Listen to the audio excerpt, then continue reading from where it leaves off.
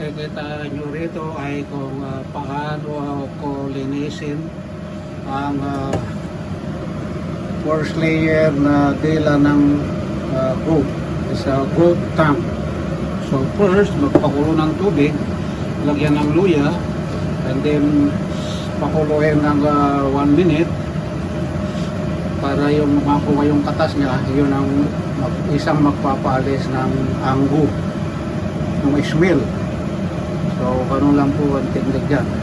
Itong tank ng dila na ito, ng goat na ito ay galing pa sa farm, sa goat farm.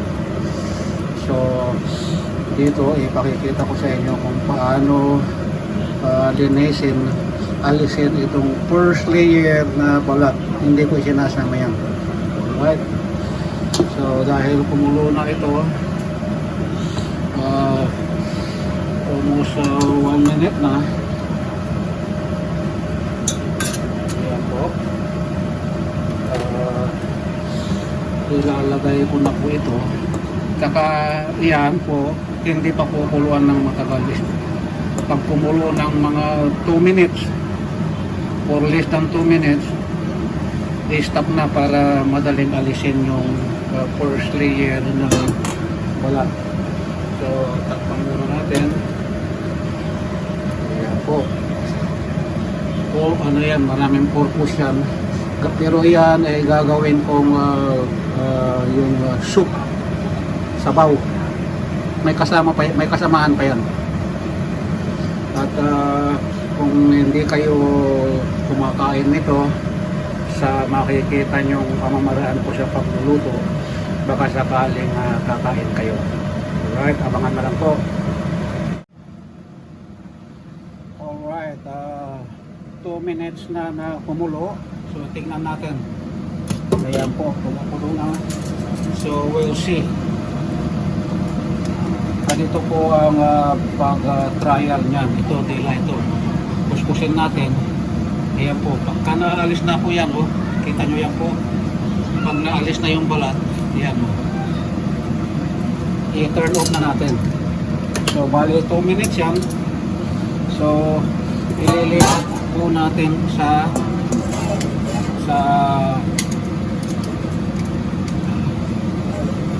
aluminum bowl, planggana. Iyan po, madaling tanggalin yan. Yan po, 3 yan na pinakita ko. At iyan po ay huwag bubuhusan ng malamig na tubig. Hayaan lang lumamig ng konti bago natin palatang alisin yung skin. So, dito naman, ito yung brain. Iba-blanch din natin yan. So, isang kulo lang. Ayan.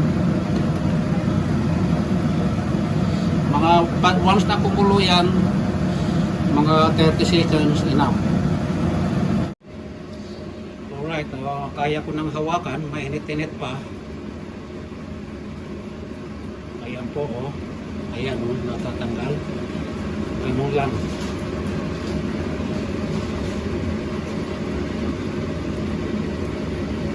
Kasi yung iba na hindi pa marunong nito ay talagang hindi nila inaalis yung first layer na balat. Tingnan nyo yan, malinis na.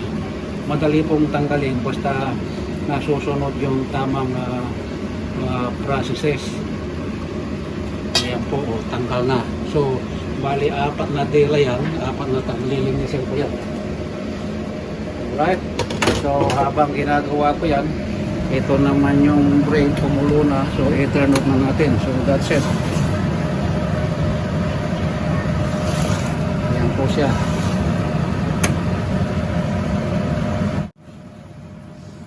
Sambalin ka agad.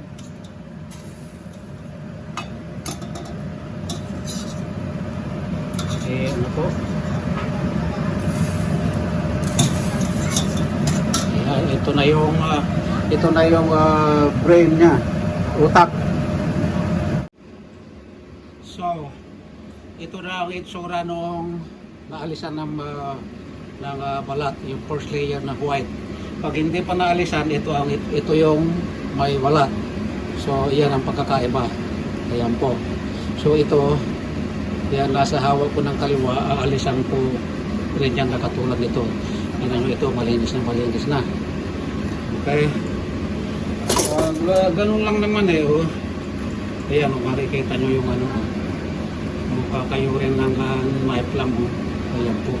Kakayurin lang na ganun. Ayan. Kung minsan, pagkarapo kayong talagang eksaktong timing, pwedeng hugutin sa kamay lang. Ganun lang. Ayan o. Okay.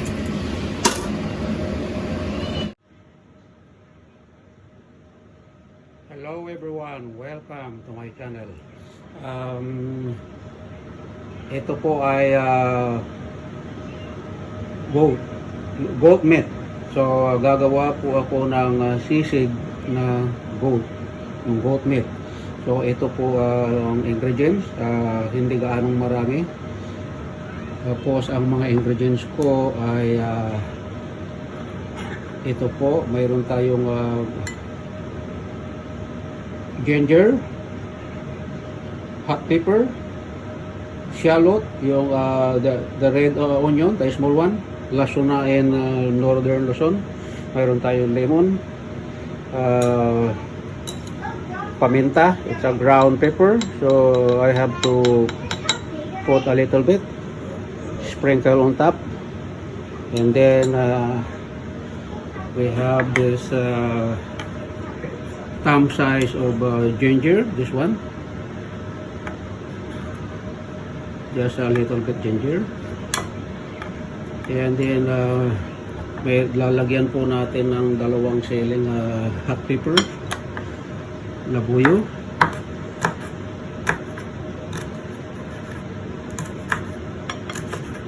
ang paglagay ng labuyo, it depends sa kakain. Ayan po, yun sa ibabaw. And then ang pag-i-slice para magandang tingnan ganito, yung pahababa na 1 inch by 1/4. Ito namang shallot, i-slice lang po, ganyan lang. Pwede ring sibuyas na pula or puti, pero yung sibuyas na pula is the best for mga ganito sisig. Iba-iba ang pamamaraan ng sisig. Mayroong ginisa, mayroong binarbecue, inihaw, mayroong nilaga. Pero pag nilaga, yung tamang-tamang, yung pagka naluto na,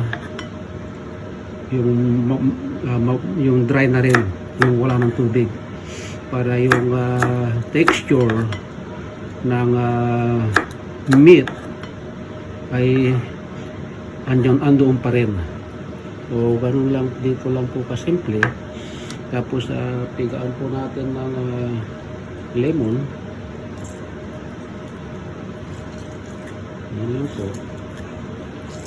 Ngayon, ang paggamit ng lemon ay depende po sa gusto nyo. Kung gusto nyo mild lang, pwede ng isa. Gusto nyo parang gusto nyo mas maasim, ubusin na natin yung isang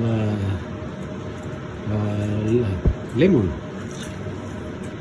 So ayan po. So hahaluin na natin para nakikita may close up po. Kasi maliit lang yung pinaglagyan ko.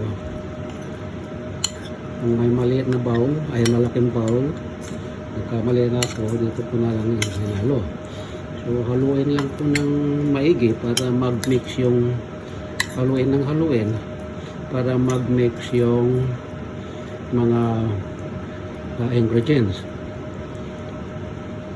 Yan po. At in case na gusto nyo mas maasim pa, pudburan nito.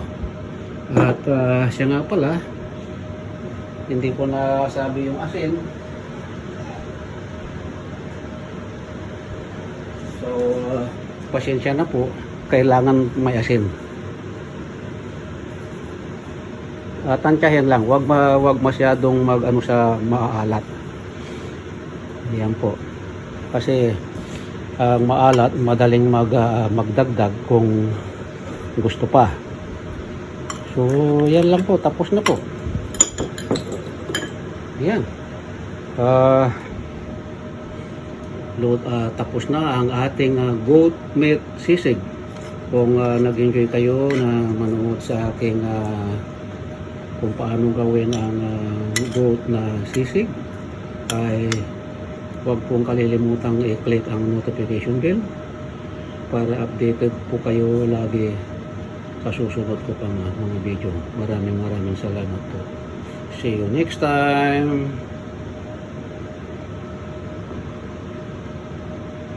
Pahabol po ang pag-aalaga ng kambing ay isang malaking pinagkakakitaan kahit saang lugar, lalo yung mga agricultural country. Iyon ay isa sa pinagkakaabalahan nilang negosyo. Kaya kung may maliit kayong pang-umpisa mga kapatid, pwede na kayong mag-alaga ng goat or kambing sa iyong bakuran. Kasi marami naman damong tumutubo pagka tag-ulan. So kung may paglalagyan din lang, bakit hindi? So subukan niyo po. Ang pag-aalaga ng kambing ay malaking tulong din po sa pangangailangan ng pamilya. Kasi pagka nanganak yan, padami ng padami. So subukan niyo po. Iyon ay isa sa plano ko na umpisahan na po. Alright, maraming salamat po ulit. At ako'y kakain na.